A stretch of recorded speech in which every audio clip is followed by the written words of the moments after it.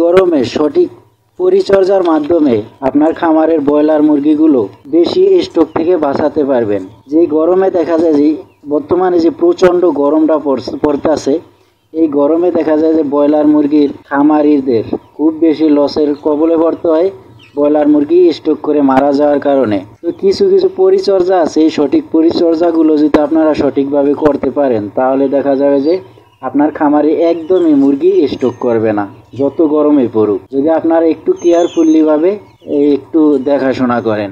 Broiler মুরগি stroke করার পেছনে কয়েকটা কারণ আছে। যেরকম প্রথম তো হলো যে ব্রয়লার মুরগি এক জায়গায় খুব গরমের ভিতরে যখন আপনারা গতিতে ফ্যান ছাড়বেন, খুব গতিতে যখন ফ্যান চালাইবেন তখন দেখা যায় যে ফ্যানের নিচে যায় মুরগিগুলো বইসা থাকে। আর ওই কিছুক্ষণ বইসা থাকার ফলে আধা ঘন্টা বা 1 ঘন্টা অনেক সময় পরিমাণ যদি বইসা থাকে তাহলে বুকের নিচে গরম হইয়া ওই মুরগির ঘরে যেই ভুসিগুলো আপনারা দেন ওই ভুসিগুলা গরম হইয়া বুকের নিচে গরম হইয়া কিন্তু ব্রয়লার মুরগিগুলা স্ট্রোক করে। তো এই ক্ষেত্রে আপনারা যখন দুপুরবেলা যেমন সকাল 10টা থেকে বিকেল 3টা পর্যন্ত বা 4টা পর্যন্ত আপনারা খুব কেয়ার করবেন মুরগিগুলারে।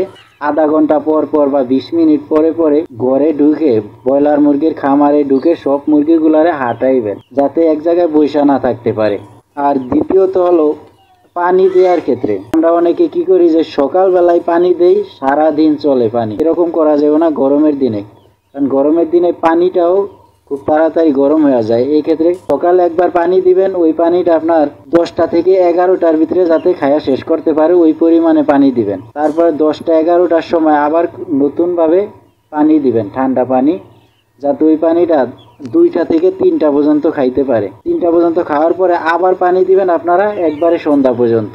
দিনে যদি 3বার পানি দেন আপনারা তাহলে পানিটা গরম হইব না আর খুব বেশি পানি খাইব, এতে মুরগিগুলো ভালো থাকবো। আর 3 নাম্বার হলো খাদ্য দেওয়ার ক্ষেত্রে আমরা অনেকে সারাদিন খাদ্য দিয়া রাখি। সারাদিন খাদ্য দেওয়া যায়, তবে এই গরমে দেওয়া যাবে না, কারণ এই গরমে ব্রয়লার মুরগির খাদ্যের ভিতরে খুব বেশি তাপমাত্রা থাকে। এই সময় আমরা সকালবেলা যখন খাদ্য দিব ওই খাদ্যটা 11টা পর্যন্ত বা 10টা পর্যন্ত যাতে খাইতে পারে ওই পরিমাণে খাদ্য দিন। খাদ্য দেওয়ার পরে খাদ্যের ভাণ্ডগুলা যেগুলো আমরা খাদ্য দেই ওইগুলো আমরা 11টার সময় সবগুলো উঠে ফেলো, ঘরে কোনো খাদ্যের ভাণ্ড থাকবো না।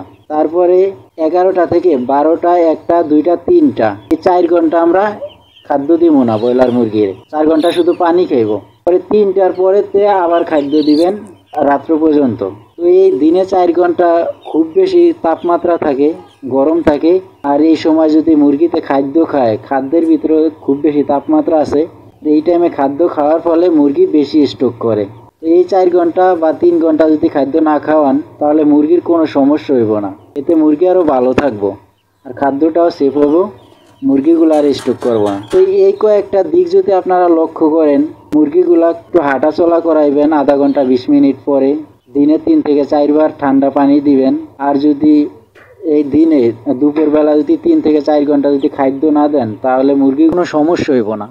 আরও যদি আপনারা দুপুরবেলায় এই প্রচণ্ড রৌদ্রের ভিতরে 3 থেকে 4 ঘন্টা যদি খাদ্য না দেন, শুধু পানি দেন, তাহলে মুরগিগুলো আরও ফিটনেস ভালো থাকবো, সুস্থ থাকবো এবং এতে স্ট্রোক করবো না, কারণ খাদ্যের ভিতরে খুব বেশি তাপমাত্রা থাকে। আরও মুরগিগুলো ভালো থাকবো, ওয়েটও ভালো আসবে এবং সুস্থ থাকবে।